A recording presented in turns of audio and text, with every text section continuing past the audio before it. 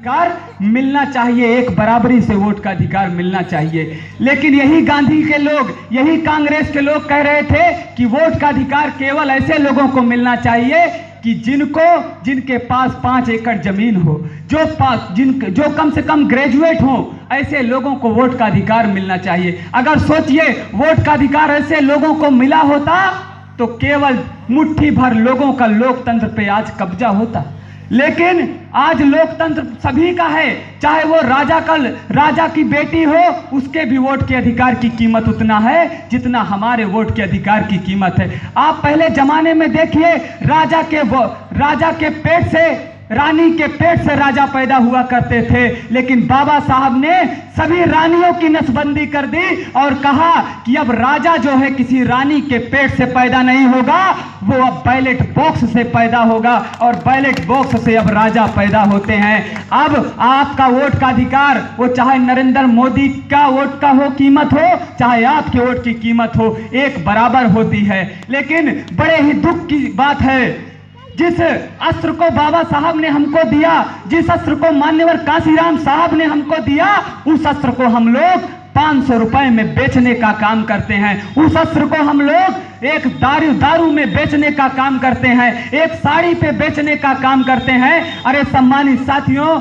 अगर आप अपने वोट को बेच देते हो तो समझो बाबा साहब ने कहा देता है, वो समझो अपनी माँ बहन बेटी की इज्जत को बेच देता है। ऐसे वोट की कीमत होती है। इसलिए सब कुछ बिक जाए लेकिन कभी अपने वोट को बिकने मत देना, क्योंकि उसी की बदौलत आपको आज सारे हक अधिकार मिले हुए हैं, तो वोट की बदौलत मिले हुए हैं। गांव में एक कहावत चलती है कि कच्ची दारू कच्चा वोट, पक्की दारू पक्का वोट और मुर्गा दारू खुला वोट।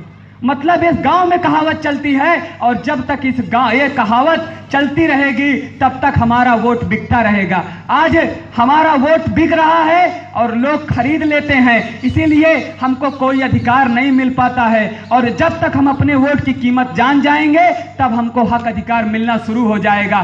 साथियों, हमारी माताएं बहनें तमाम त्योहारों में, तमाम तीज पाखंड में लगी रहती हैं।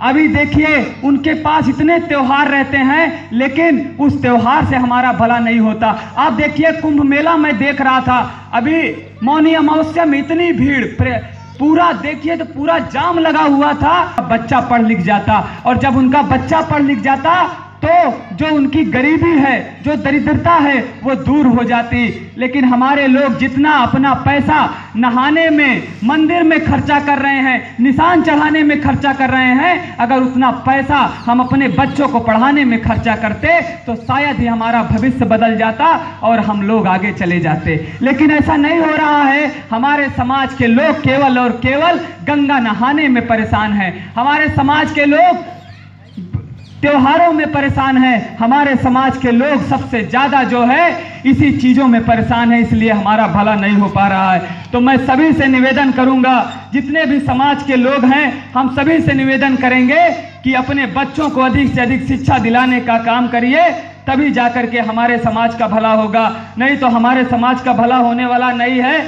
हमारे बहुत सारी पीढ़ियां बीत गई, हजारों हजार पीढ़ियां बीत गई इसी मंदिर में जाते हुए, इसी पाखंड को करते हुए और इसी गंगा को नहाते हुए, लेकिन हमारा भला नहीं हुआ। हमारा भला कब हुआ? जब इस देश का संविधान लागू हुआ। जब इस देश का संविधान लागू हुआ तब जाकर के हमारे लोगों को हक अधिकार मिला, बोलने का अधिकार मिला, पढ़ने का अधिकार मिला। अरे सोचिए, हमारे लोगों को तो पढ़ने तक का अधिकार नहीं था, पढ़ने का अधिकार भी डॉक्टर भीमराव अंबेडकर की बदौलत मिला है।